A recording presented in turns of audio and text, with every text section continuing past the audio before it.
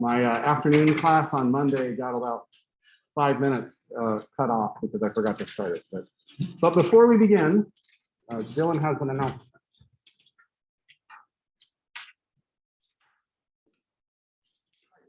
I'm just going to talk about real quick. Do it in front of the camera so that people can see. Please. Right here.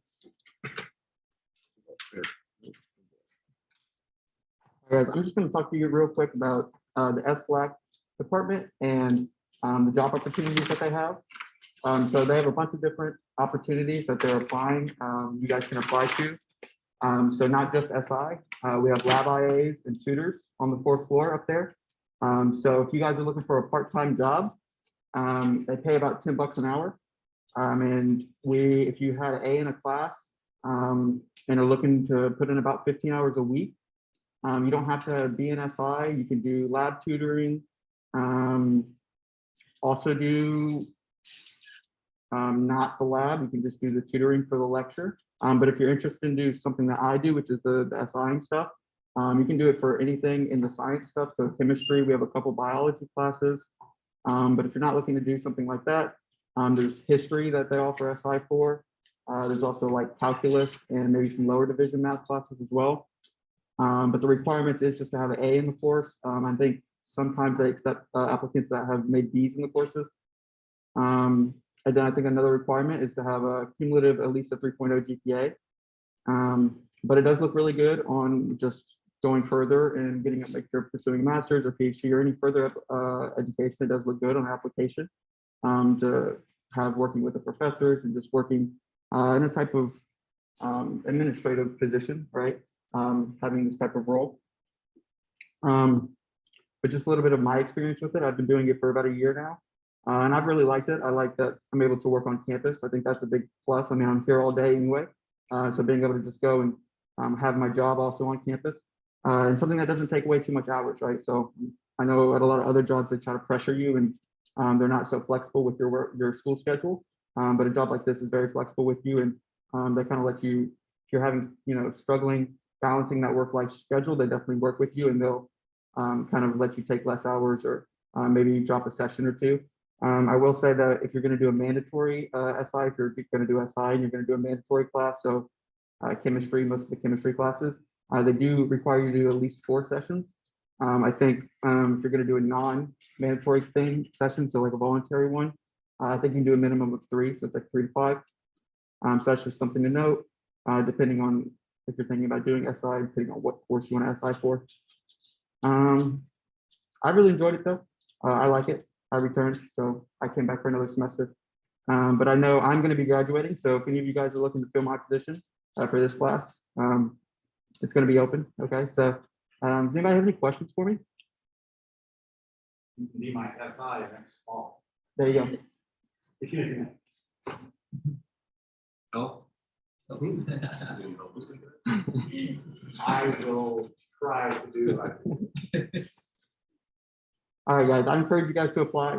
Like I said, if you don't want to do the SI role, there are other positions. Okay, so if you want to do something more like not, speaking in front of people and doing this type of thing, you can work more one-on-one in the tutoring on the 4th floor, or you can do like the lab stuff. Okay, that's all under the SLAC umbrella, and you can apply and you can work with them in the interview and you can see what best fits you. Okay. All right, thank you guys. One of the benefits of being an SI is they give you a lot of training. So you can do like 20 hours of training on, how to present and how to plan your day and how to get examples and how to interact and how to do different little types of teaching so that it hits different little things. So I really like the SI program. Been a fan of it ever since I started teaching here about 3 years ago. So, okay, now let's get the computer back on. Okay, are we back on? No, we're not. Okay, laptop. Preview. I think my computer. Oh. There we go. Just pull up one thing on this computer.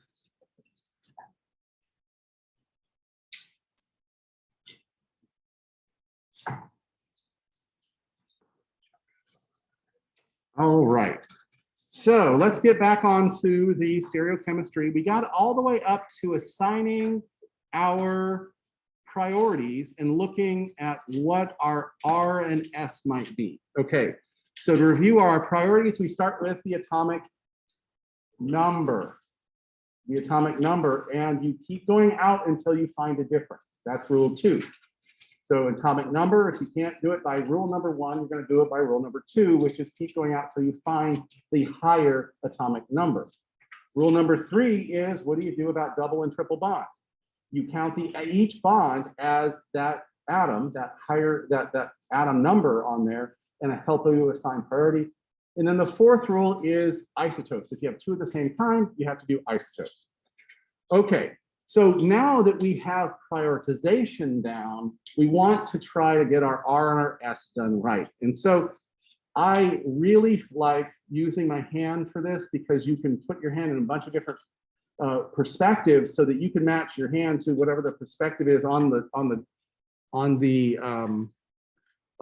paper, and then rotate it around and get the correct perspective to do your clockwise and counterclockwise. Okay, so for example, on this one right here, on the one right here, I would actually take it and put my hand like this because my 4 is going to be back. And then the 1 is going to be here, the 2 is going to be here, and the 3 is going to be here. And so perspective-wise, I'm in the right perspective, and so that's counterclockwise. So that's S. Okay. So the important thing is that you want to always have your lowest number here, because when you're looking at it, your lowest number is away from you. So then all you have to do is remember what are on your fingers, or you can say thumb, big finger, and other finger. And so when we do it and you can do it this way, doesn't matter if you're right or left-handed. This one actually works better if you use your left hand because the H is already back here. My thumb is 3, my index finger is 1, and my other finger is 2. So it's 1, 2, 3. And perspective-wise, again, it's that clockwise. Okay. Now, there's another method. I'm going to put a video on it. It's called the Pinwheel Method. If this drives you crazy and you can't do it, look at that video. It's the same one that he does on my organic tutor. So some people like that better, but I really like the hand because we can do a lot of things. Okay, so let's continue on and try a few more of these for practice. Okay, so in this case here, we have a 1 facing toward us. So what I would do is I'd put my hand like this. And, oh wait, no, the 1's facing toward us, so I want to put my hand like this. And we have the thumb is number 1, number 2, number 3, going counterclockwise, giving us S. Okay, do those instructions make sense to you? No, Okay. no. Huh? How are you like going 1, 2, 3? Okay, so the 1, 2, 3 are our priorities, right? We're going to assign each group attached to the chiral carbon a priority. And that's the 1, 2, and 3, and 4, right? Usually hydrogen's 4. Okay. So what we'll say is that all we want to do is make sure that when we look at this, our perspective has to be with the 4 pointing away from us to get the clockwise or counterclockwise. In this situation or All situations. When you're assigning clockwise and counterclockwise, 4 must always be away from you. That's why I like this method, because you have to look into what we're in between your 3 fingers here, and you have the right perspective because 4 is here, and then all you have to do is remember what 1, 2, and 3 are. Okay, does that make sense? Yes. Okay, so that means we can take any structure and do that. So let's do the whole thing all in one. Let's see. Let's go with this. Wedge out here. Let's do OH. Let's do a hydrogen over here. And let's do this. All right. So then that's a dashed wedge. Sorry. Okay, so let's blow this up and let's start assigning things first. Okay. So we have carbons and an oxygen. So what's our priority 1? Oxygen is priority 1. So this is 1. Now we have a carbon here and a carbon here. Which carbon are we going to give our second priority to? The top. The top one, right, because that carbon has a carbon, and a hydrogen on it. This carbon here has a carbon and a hydrogen on it. Therefore, there's there's another higher element on the top carbon. So it's number 2. And that puts this as number 3, and this is number 4. Okay, so this is a great example where I can use my left hand because my hydrogen's already on this side. So because my hydrogen's already on this side, I can say, okay, my thumb is facing toward me. The OH is facing out. So I'm going to put the OH on my thumb. And then the vinyl group, priority 2, is sticking up. So I'm going to put this as my priority 2. And look at that, that's dashed wedge. That other carbon is sticking back away from you. So from just having your hand in this perspective, you can line it up along that structure and assign 1, 2, 3, 1, 2, 3. Now, without forgetting, you turn it this way and go 1, 2, 3, and that is Clockwise. clockwise. So that's a R. Okay, see how to do that. The assignment that I'm going to post later is going to be having you do that. But I want to add one thing to the rules. Count how many different things are on your carbon first. If you have only 3 different things, you're done. Okay, you have to have 4 different things. Now that you have 4 different things, you do these groups. You rank the order of priority, you orient the molecule, and then you do clockwise, counterclockwise, and do your RNS. Okay, let's do another one just to drive it home. Let's see, we're going to do something really hard.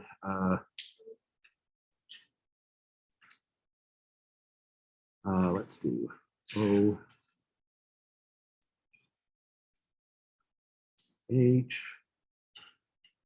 carbon,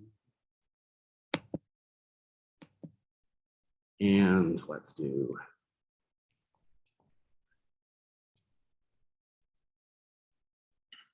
okay. So what's the highest priority? The OH again, right? So this is 1. Let me switch to. This is 1. What's 2? The NO2. The nitrogen is 1 higher than the carbon. And that makes this our 3, and this makes our 4, right? Okay. So doesn't matter what element's there, you got a periodic table to help you, okay? Follow the rules. Okay, on this one, we're going to do where we have 4 away from us. So I'm going to do my right hand. So we have 1 on the middle finger, 2 on the index finger, and 3 on the thing, because that ethyl group is facing out at us. The thumb is closest to me, so that's why I'm going to choose that one. 1, 2, 3, 1, 2, 3, 1, 2, 3, and that is clockwise again. So it's R again. Okay. You got it. Either hand for. It doesn't matter. You can use either hand. And that's what I like about it, because it's easier to, whatever perspective it's drawn in, you can get your hand in that position, get your numbers right on your fingers, and pull it here and be able to assign it. Okay. Questions on that? One more for good measure, or you got it? One more. All right. So let's go ahead and give me a little room here.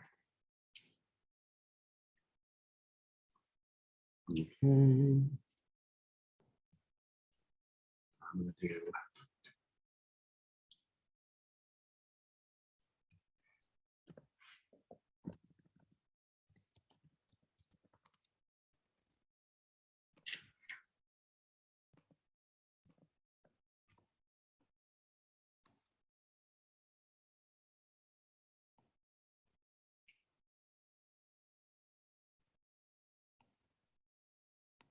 Okay. All right, so let's see. All of them start with carbon, so that doesn't help us there. So we now have to go out from carbon. So if we have a carbon on this one, we have carbon, chlorine, hydrogen, hydrogen. On this carbon up here, we have carbon, oxygen, oxygen, No, on that carbon, we have oxygen, oxygen, hydrogen. On this carbon back here, we have carbon, carbon, and hydrogen. And on this one, we have carbon, we have hydrogen, hydrogen, hydrogen. Okay, so which of those groups is priority? Yeah, or ClCH2. The ClCH2. The chlorine is the biggest atom attached to any of those carbons. So this gives us our number one rank right here. So which next? It's not an OH, it's a carbonyl, but it has two oxygens bonded to it. And so it's second. And then this is third, and that makes the methyl group fourth. Okay, so methyl group's not always one. How come that back was the third? That's Because it's C double bond C. And so here, let me erase this part right here. It's C double bond C. So you can imagine it's like an ethyl group here, an ethylene group, sorry. Let me just draw it as an ethylene, okay? So now we can do our assignments. So go ahead and use your fingers and see what we have.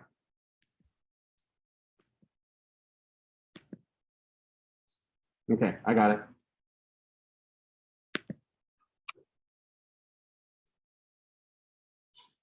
Anybody at home want to guess? You can type it in the chat. All right. Who wants to try? It's clockwise, which makes it? Really? Okay, let's see. We have there right here, we have 1, 2, 3, 1, 2, 3. I have counterclockwise. Is that because the 4 is facing towards us? And the That's other because the 4 is facing toward us. So I'm putting my hand like this. 1, 2, 3, and I rotate. 1, 2, 3. Counterclockwise. Okay, so do that activity. Yes.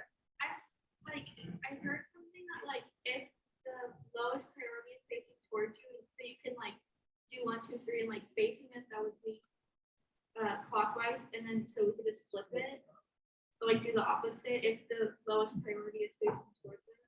Yes. If you are comfortable doing that, Okay. this is a little more for me. Yeah.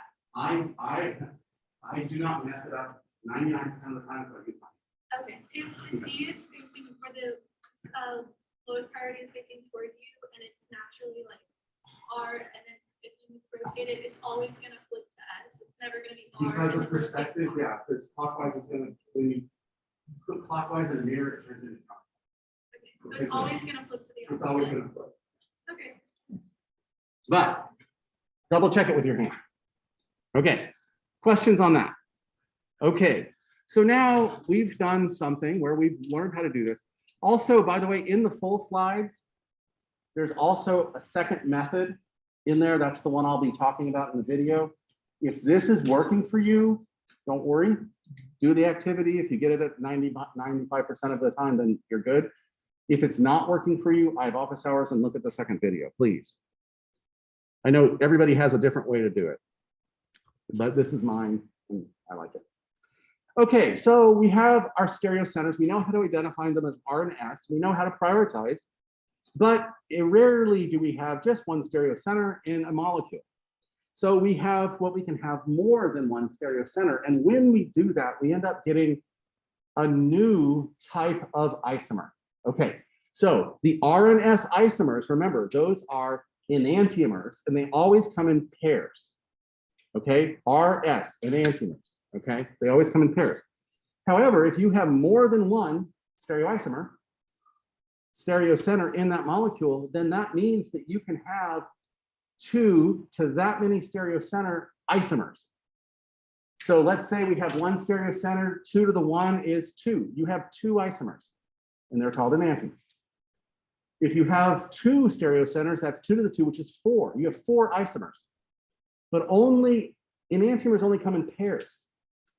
So that means the other set of enantiomers, the relationship between those sets are diastereomers. And you can think of it as two chiral centers, diastereomer. Di meaning 2, stereo meaning space, mer meaning isomer. So you can think of it that way. However, the name diastereomer actually covers 2 or more. So you could have 3 stereocenters and you'll still have diastereomers. But what happens? 3 stereocenters, we have 2 to the 3. 2 times 2 times 2 is 8. You'll have 8 isomers. You'll have 4 pairs of enantiomers, but a total of 8 diastereomers. Okay, so that's what we have on that. And so let me just take this example here. We can take that 1 butanol, and that 2 butanol that we were doing had 1 chiral center, and just throw chlorine on it somewhere in the middle, and we'll end up with this 3-chloro, 2-butanol. Now, if we draw the first one out as a perspective here, we see that we have the first isomer is going to be this one right here, where we have those 2 stereocenters. Oops. And we can assign each of them Rns. Okay. So quickly, we could do 1, 2, 3, 1, 2, 3. So that would be clockwise, which would be R. So you get to, that one would be R. And this one is going to be 1, 2, 3, which is also clockwise R. So this is the first isomer RR. Okay. Now all we have to do is swap 2 groups. And in the case of this one right here, we actually swapped the chlorine and the methyl group here. And that's going to give us the enantiomer of it. Is we see that it has a non-superimposable mirror image, but then we have to move another thing to get to the next isomer and another thing to get to the next isomer. Okay, so we have a pair of diastereomers, I'm sorry, a pair of enantiomers here, a pair of enantiomers here, because these are mirror images of each other. Mirror images of each other. But the whole set of 4 is going to be our set of diastereomers. Okay, so let's look at how to identify them and tell them apart, okay? So the first thing we want to do is we want to draw them in a way that makes it easy for us to determine them. I'm going to draw the stick figure way first with wedges, and then we're going to show a new kind of drawing called a Fischer projection that'll help us even more. So let's do the Dibromopentane. Oops, where did that go? Okay, there it is. All right, so let's draw the thing first. Let's go pentane. So I'm going to draw the main part here. That's the pentane. And then I'm going to put something coming out at me, something coming out at me, and then something going back. I'll put a hydrogen back there, and I'll put a hydrogen back here. I'll put the bromines on the front here. Okay. Okay, did you see how I drew the pentane first? Because the methyl group and the ethyl group, we don't have to worry about its stereochemistry. We only have to worry about the stereochemistry on the 2 and 3 carbons, because those are the ones with 4 different things on them. Okay, so to make the enantiomer of it, all we have to do is draw its mirror image. Which means, let's see, this is going to be a bromine sticking out here. This is going to be a hydrogen sticking back here. This is going to be a bromine sticking out here, and a hydrogen sticking back here. Okay? So what we should see is whatever the assignment on the 2 carbons here, on the one side, they're going to flip when we go to the other enantiomer. Okay, so let's kind of prove that to ourselves here. We have this is, let's see, we have 1, 2, 3, that is counterclockwise, this is S. Now we have 1, 2, 3, that's clockwise, this is R. And we have 1, 2, 3, that is clockwise R. And we have 1, 2, 3, that is counterclockwise S. Okay, so that's interesting. Huh. So every time we make a mirror image of something, the R becomes S and the S becomes R. Okay. So when we properly assign this, but now, how do we get to the enantiomers? Oh, wait, these are the enantiomers. How do we get to diastereomers? We have to move one of the stereocenters, change one of the stereocenters, but only one. So what I'm going to do is I'm going to take this one right here. I'm going to draw this image like this, and I'm going to move one stereocenter. What the stereocenter I'm going to move is I'm going to flip these two atoms right here, such that the bromine is now in the back and the hydrogen's in the front. Hydrogen here, and then I'm going to keep the other ones exactly where they are. So all I've done is flip one of them. Okay. This is how to get to the other isomer. You flip one of the stereocenters. Okay. So now this is not a mirror image of this one here anymore, right? The bromine and the hydrogen are not in the right place. So it's not a mirror image. It's a different isomer. Okay. So let's double check. Let's assign. We have 1, 2, 3. And that is 1, 2, 3. And that is now clockwise. 1, 2, 3. Should be the other isomer.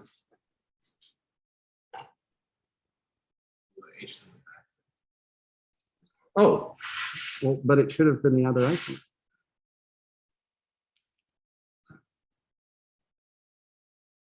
Did I assign the other one wrong?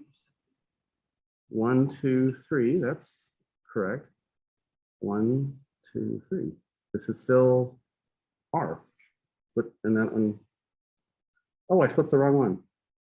That's R. Let's assign this one then 1. So now the bromines are opposite each other. Oh, I moved to the other one. Let's see, 1, 2, 3. 1, 2, 3, that's clockwise. This is now R. Okay, so apparently I switched that center. Okay, so notice that in the enantiomer, in the diastereomer, we now have 2 of the same. In the diastereomer, in the enantiomers we did first, we had an R and an S, but they just were on different atoms. Here we have to have an RR. So that means that when we draw the mirror image of this right here, it's going to turn into an SS. So that means when we have 2 stereocenters, one of your enantiomers is going to be RSSR. One of your enantiomers is going to be RRRS, RRSS. So that you can see how they work. So let me redraw this right here exactly as it is. Oh, I drew it the mirror. Oh, that's why. Okay, sorry. I'm going to draw it like it is now. And this is BR. And now I'm going to draw the mirror image of it. Hydrogen, bromine, hydrogen, bromine. And if you're very confident in your numbering, that this is R and this is R, these should be S and S. And if we look at that, let's see, 1, 2, 3, counterclockwise, yay. 1, 2, 3, counterclockwise, yay. Okay. So obviously you want to go double check this, plus it's here. But so this right here, mirror image, non-superimposable, a pair of enantiomers. This right here, non-superimposable mirror image, enantiomers. But this is a diastereomer of these. These are diastereomers of these. Are you getting that mirror image to be counterclockwise? This one? How's that counterclockwise? Bromines first. 1, 2, 3. Bromine. This carbon and then that carbon. 1, 2, 3.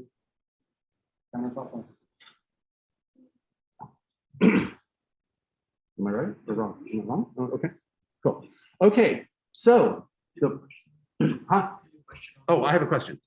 Several questions. Okay, there we go. What are you counting for clockwise and counterclockwise again? When you look down at your fingers, you want to see the numbers of priority 1, 2, and 3. That's what you're looking for. If the numbers go in order of the clockwise 1, 2, 3, then that is what we call, that's counterclockwise. Sorry. If they go clockwise 1, 2, 3, then that is R. If they go counterclockwise, 1, 2, 3, then that is S. Okay, does that answer your question?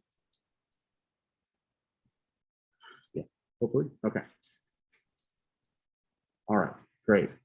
Okay, so now we have to figure out which exact isomer we have, because that R and that S defines it in space. Our IUPAC name here, 3-bromo-2-butanol, is not done yet. We haven't identified both of the stereocenters. So we have to decide which compound it is. So if we look at this one right here, what we're going to do is we're going to do a sign, of course, do our 1, 2, 3, 4, and then we're going to assign it as R or S. And in this case here, we have them already assigned, and we're going to have the oxygen as number 1, the carbon with the bromine on it's number 2, and then the last carbon is number 3. So that's counterclockwise. So that's going to make this S. Okay. And if we look at this one here, we're going to do that with the hydrogens there. So we have the bromine is number 1 here. This carbon's number 2, and this is number 3. So that is going to be 1, 2, 3. And that is going to be clockwise. So this is R. Okay. Which means our true name here is, let's see, this atom here is the 2. So that means we're going to call this 2S, 3R, 3-bromo-2-butanol. So now we've fully named our correct isomer. Yes. So I guess the thing on the right, what is the red H and red BR? That's the compounds. I don't know. I think it's a copy paste error. But the hydrogen is 4, the bromine is 1 for priority. Oh, okay. It's just showing you what the priorities were. Okay. They're just kind of in a weird location. So notice how the structure goes though. We're going to have a bracket, a number, a letter, a comma, a number, a letter, a bracket, a dash, and then the rest of the word. Okay. So those brackets are important. It tells you that that's the identifying, that's the stereochemistry. And it's always on the right front of the word. So your R, your S, these kind of brackets, and your cis and trans are always at the beginning of your name. All right. Questions on that? So obviously go do the activity I'm going to release later today. And if it's working for you, great. If not, let's talk. Okay. So now we're going to continue on with a confounding thing when you have 2 stereocenters. I told you when we only had 1 stereocenter, if you had a mirror plane or a plane of symmetry in there somewhere, it wasn't chiral. Well, it turns out you can do that with 2 chiral centers, because if you have a mirror plane in between 2 chiral centers, it'll cancel them out and it becomes not chiral. Even though each of these carbons right here has 4 different things bonded to it, it's got symmetry. And when it has symmetry, it loses chirality and it becomes achiral. We call these compounds meso compounds. If you have 2 or more stereocenters and you have a mirror plane in it, it's a meso compound because you only have 1 of those isomers. Okay, so let's look at that in a little more detail if we blow this up. And this is really easy to see because the 2 methyl groups are kind of mirroring each other right here. Okay, so if we actually did this, one's going to be R, one's going to be S of these 2 stereocenters, but because they have the mirror image, they're not going to. Question. Oh, I have another question. Okay. How is one on the right clockwise? Up here, the one on the right is this one right here. This is 1. I'm sorry, that's 4. So if I put 1 is my index finger, 2 is my thumb, and 3 is the methyl group, and I turn it around and look at it, 1, 2, 3, that's clockwise. Does that make sense? Because the 1 is facing away, so we have to kind of rotate a little. No, the 1 is facing us. The bromine? Oh, I'm sorry. Yeah, the 1 is facing away. So yeah, you have to do it where you're pointing. Your perspective has to be where your hand is facing out. Your wrist is facing toward you. Then you do your number 1, 2, 3, and then you do the assignment by rotating it back around and looking at it. Okay. All right. So these compounds are very important. So if you see a compound and it has a mirror plane in it, you might have to double check to make sure it's a meso compound. Okay, but how do we identify them? The best way to identify these things is to do something like a Fischer not a Fischer, a Newman projection to see what we have in our system. And so we look at this right here. The best way to do it is to think about lining at least two of the groups up that look the same. Okay, so we have 2 methyl groups there. So we want to see if there's a mirror plane there by rotating it so that we have the 2 methyl groups in the same location. So let's go ahead and begin. Okay. All right. So what we're going to do is we're going to redraw this such that those 2 methyl groups are in that same place. Chiral centers. The chiral center, also known as an asymmetric carbon, basically a carbon that has The person who's watching the organic chemistry tutor video, would you please mute? its primary carbon. Thank you. Okay, so what we're going to do, they wanted extra practice already. Okay. What we're going to do is we're going to do 2 methyl groups up there, right? And so we're going to keep the one side because the methyl group is already up here. We're going to keep that OH here, OH, and then we're going to draw that hydrogen back here.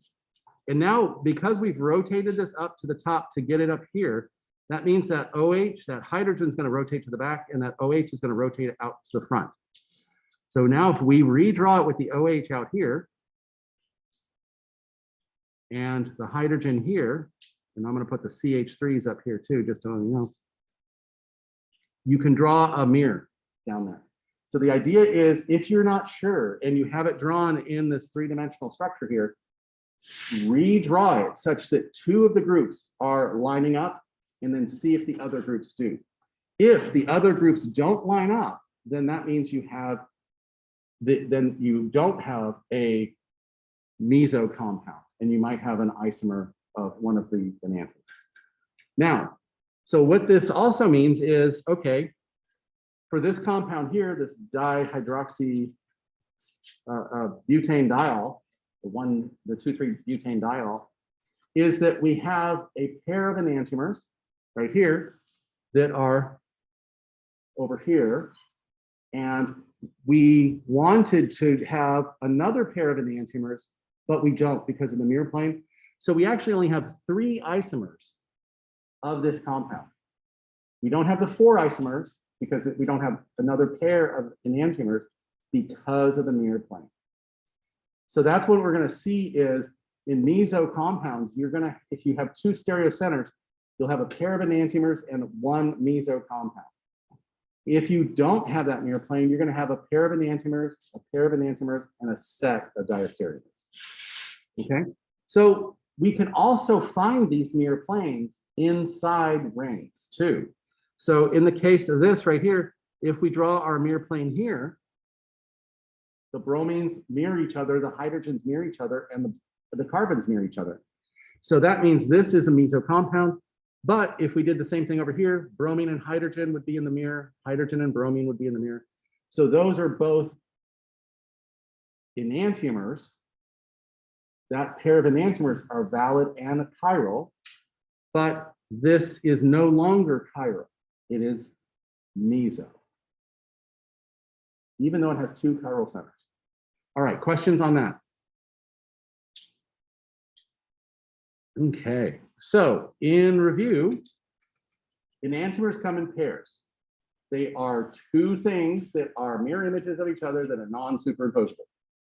Diastereomers happen when you have 2 or more stereocenters, and you'll still have pairs of enantiomers, but then you'll have sets of diastereomers. And if you have 2 or more stereocenters and you have a mirror plane, then we're going to call that a meso compound. It's still an isomer. It's a diastereomer, but we only have 1. We don't have a mirror image of it because of that mirror plane. Okay, questions on that?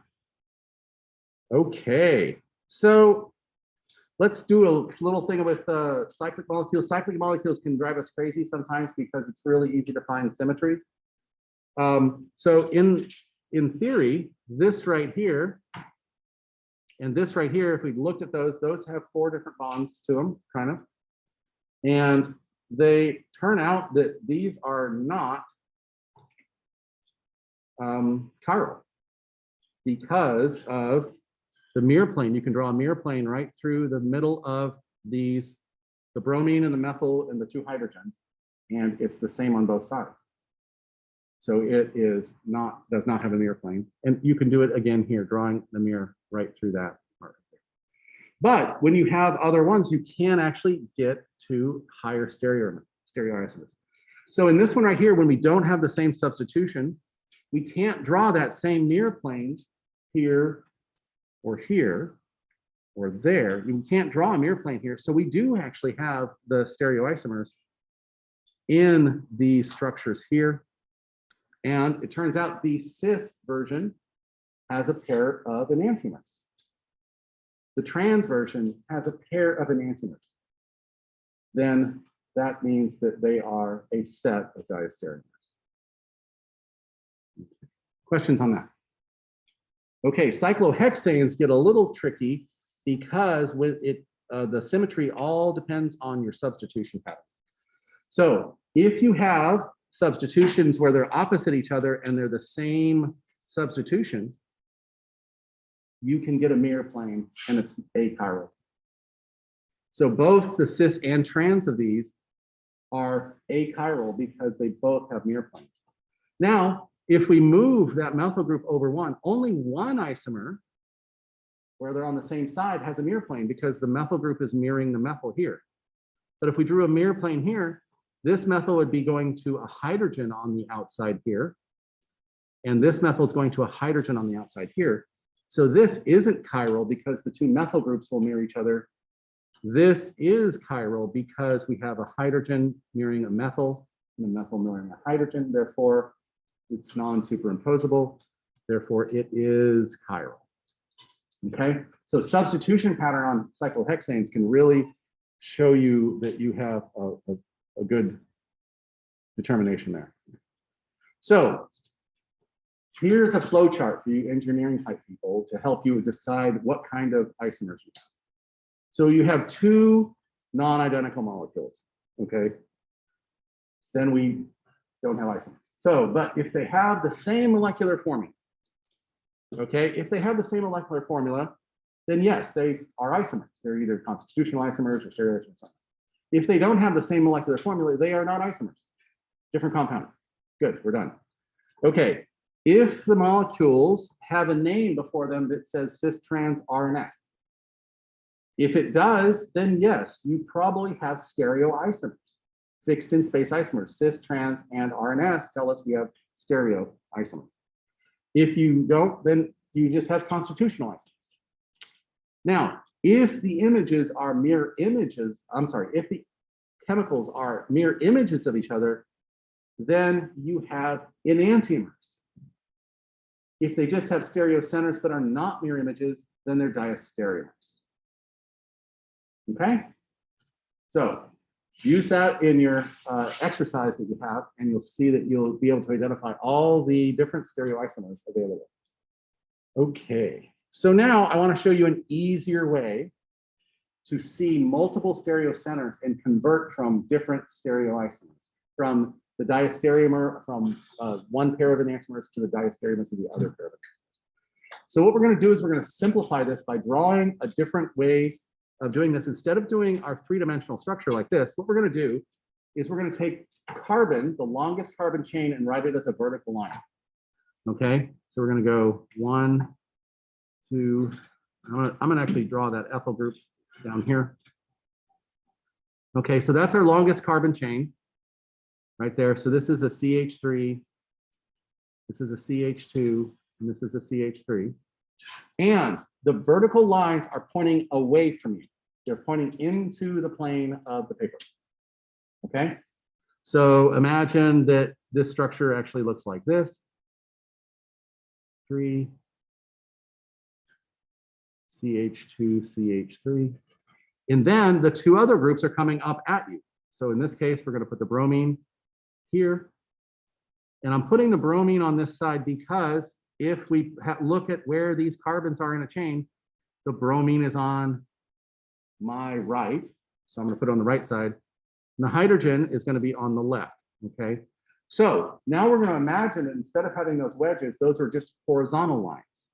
So if we draw it that way, we're going to have Br, CH3, H, and then the ethyl group.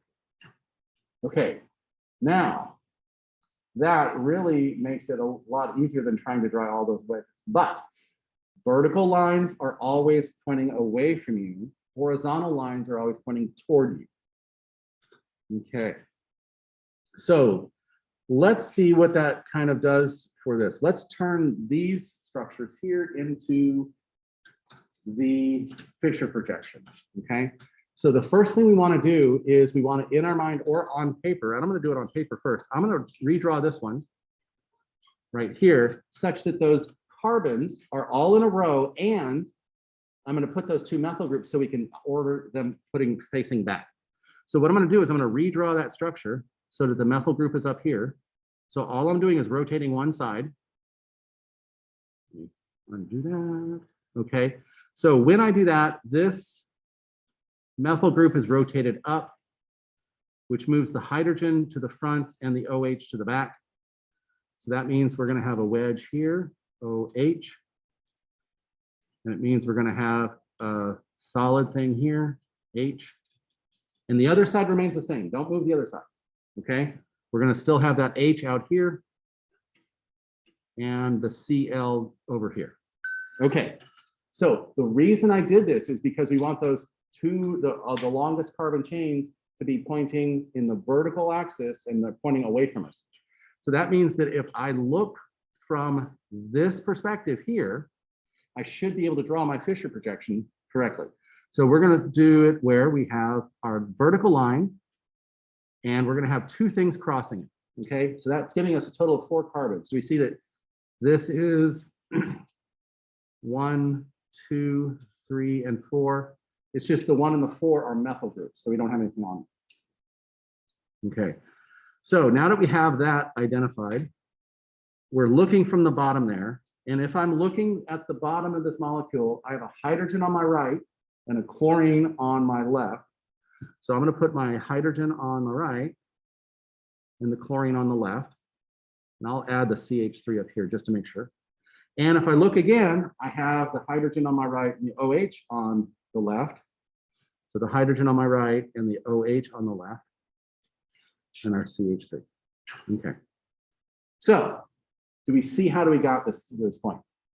Remember, we're looking so those methyl groups are going back, everything else is coming forward, but we're keeping them on the same sides of that carbon chain. The great thing about a Fischer projection is it's easy to draw your enantiomer because you just draw the mirror image.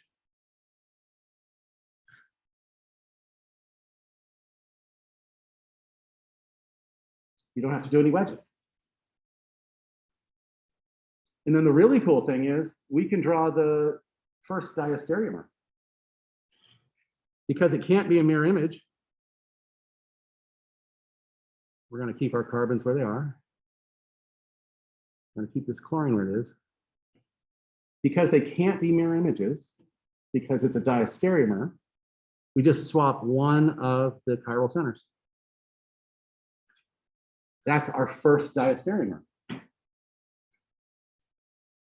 And the cool thing about that is then we can draw the mirror image of that, and that becomes its enantiomer.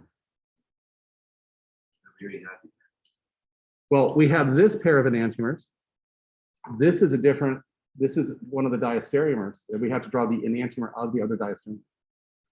So we're going to have a total of 4 compounds.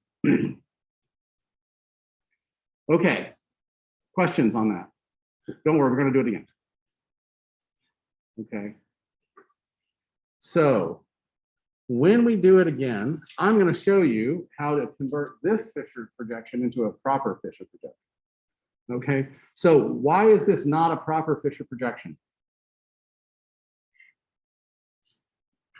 Of the CH3. Yeah, the carbons are not in the vertical axis. So we have to change that. Okay, so to convert that to the correct way, what we're going to do is we're going to keep that vertical axis there, and we're going to keep the whole side that's correct. We're not going to move anything there. But now, remember, this is back, this is forward, and this is forward. So we're going to have to rotate this here 120 degrees to get that methyl group back. So what happens to this hydrogen when we rotate that methyl group to the back? It comes over to this side right here. And what happens to the OH? It's over here. CH3. Okay, so that's how you would rotate that.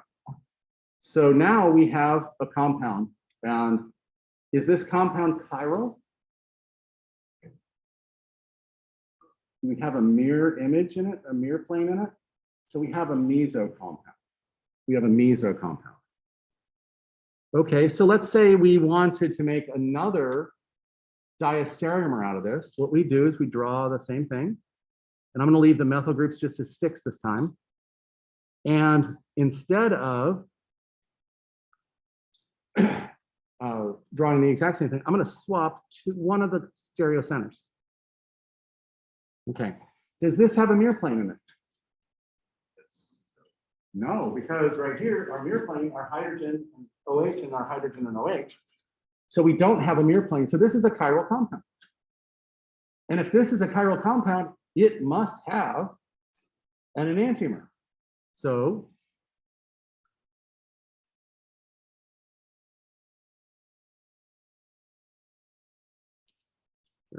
no. So all we have to do is draw its mirror image, and we have its enantiomer.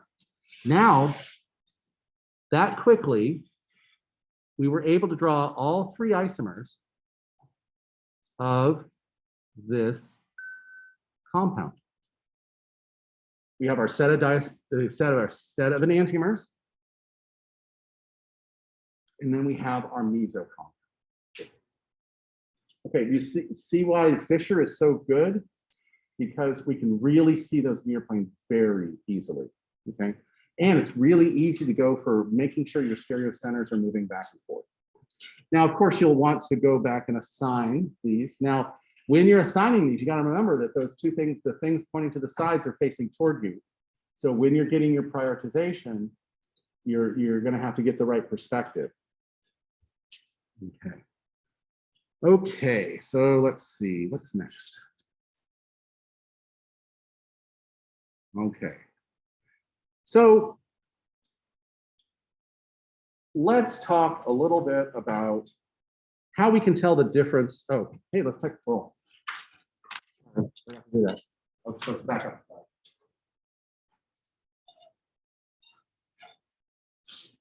No, we're not early either.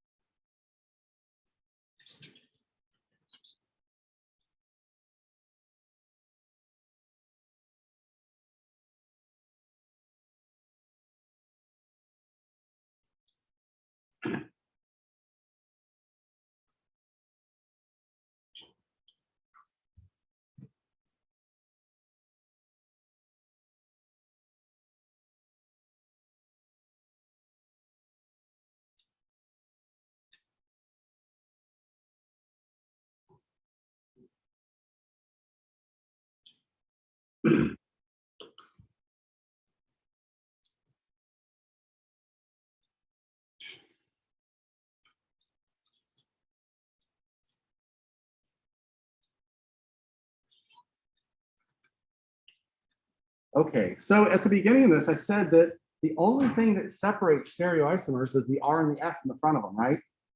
And they're identical except for that point in space. Well, it turns out because it's just that point in space, they have all the same properties. Same boiling point, same melting point, same everything. The only difference we find in them is that they rotate plane polarized light. They interact with light. Okay, that's why they're called optical isomers. Okay, so we have to do is we have to figure out, well, what's plane polarized light? Okay, so to determine the difference between different enantiomers, we actually take a device called a polarimeter. We put our sample in it and we measure it. Okay, so R and S we don't know, but we will know from the polarimetry that we have a chiral compound and it's twisting light. So what we do is we take light, and light has waves, right? And it's usually in all different directions, you know. And then what we do is we filter out all the stuff that's out of, that's not in the one plane. So now we have all of our light going in one direction in a plane like this, okay? And what it's going to do is that light has a magnetic component and an electric component, and that interacts with that compound.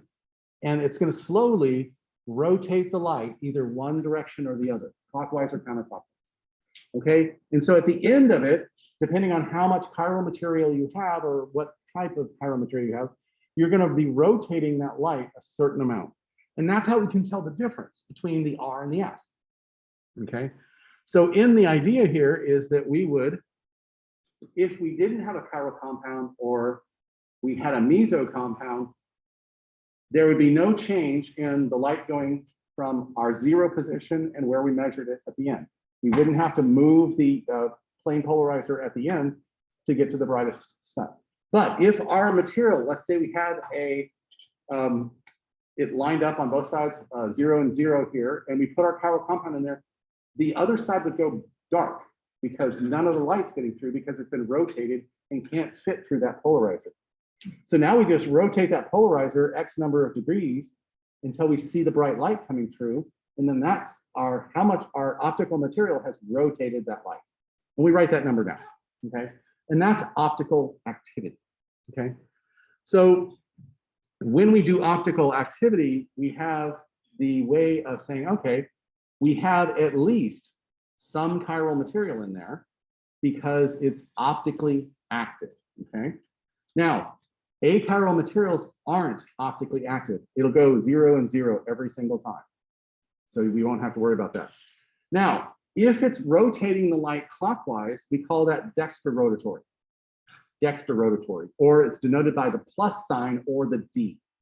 You'll see this a lot in biological systems where they'll have DL or DL right there. So in the case of something that rotates clockwise, it's D.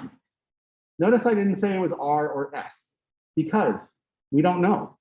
R or S can rotate like either direction.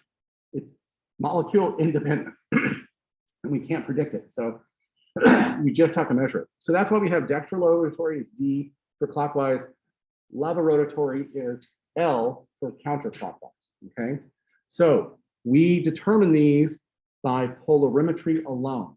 RNS does not tell us at all. Okay, so if we have our plane polarized light here and we have our one isomer is tilting the light to the clockwise direction, but what if we mixed it 50-50 mixture with the other isomer?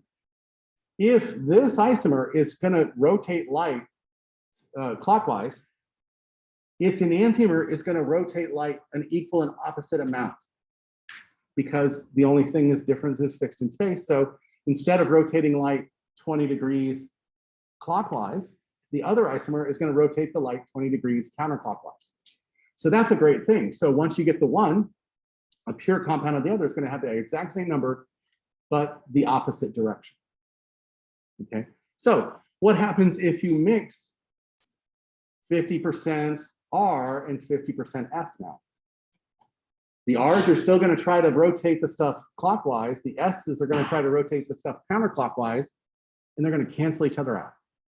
So a racemic mixture is a mixture where you only have an equal amount of the R and S optically active materials. And so what it makes it look like is that it doesn't rotate light at all. Okay. So does that make sense? If one isomer is going to go one way and one, if you have equal amounts, they'll go opposite directions. Okay, so to make sure that we can translate our number across a different,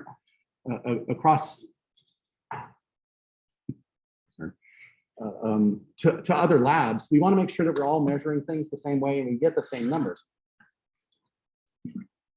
So what we do is we have an equation for this.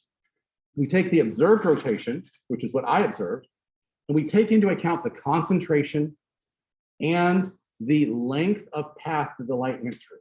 By taking into account those two things, we can actually get what we call specific rotation. So it's accounted for any variable you might have in your experiment. And so specific rotation, which is this bracket alpha, and we always tell what temperature we did it at and what wavelength of light we did it at. And that's going to be equal to our observed over the length of the cell we used and the concentration. Okay, so that means that if we changed our concentration, if we changed our length, we would still be able to calculate out the correct specific rotation. Okay, so let's say we observed at 13.4 degrees right here. We did 2 decimeters. Turns out the length of this is usually 1 decimeter, which is 10 centimeters, but we had a longer tube. And then we actually we doubled our concentration, and we had less of it in there per 50 mils. And so when we calculated this, we would get our actual specific rotation to be 170 degrees. So even though I measured 13 in my laboratory with a Jinky polarimeter, I can share my results to everybody else because that specific rotation takes into account any experimental variation. So that's a cool thing. Okay. So I'm going to stop there because enantiomeric excess is going to take a little longer. All right, we're going to come back here and do chapter 5, finish up chapter 5 on Monday, and we're going to start chapter 6. So start downloading the chapter 6 notes. We'll push the homework back, by the way, just so you know.